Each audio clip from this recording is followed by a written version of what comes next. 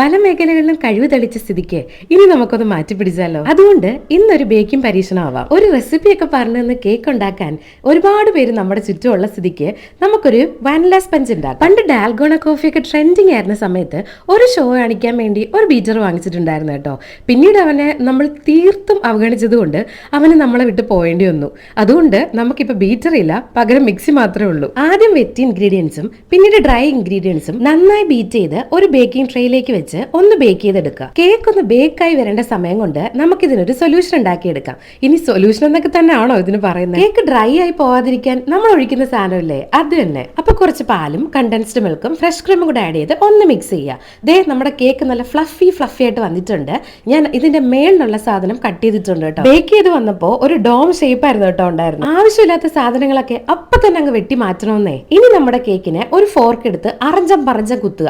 ഇനി നമ്മുടെ സൊല്യൂഷൻ അങ്ങോട്ട് ഒഴിച്ചു കൊടുക്കുക. ഇനി ആടയാഭരണങ്ങളൊക്കെ അണിക്കാം കേട്ടോ. നമുക്ക് മിക്സിയിൽ തന്നെ വിപ്പിംഗ് ക്രീം ബീറ്റ് ചെയ്ത് ഇതിനെ ഇങ്ങോട്ട് പൊതപ്പിച്ചെടുക്കുക. ഈ മേഖലയിൽ നമ്മൾ പുതുസാ വന്നത് കൊണ്ടും പിന്നെ നമുക്ക് ഇതിനെ കുറിച്ച് ഒരു ഐഡിയ ഇല്ലാത്തത് കൊണ്ടും നമ്മുടെ കന്നി ഫ്രോസ്റ്റിംഗ് ഇങ്ങനെയാണ് സെറ്റായി വന്നത്. എങ്ങോട്ട് പോകണം എന്ത് ചെയ്യണമെന്ന് അറിയാതെ കുറച്ച് മാങ്ങ ഫ്രിഡ്ജിൽ കുറെ ദിവസമായിട്ട് ഇരിപ്പുണ്ടായിരുന്നു.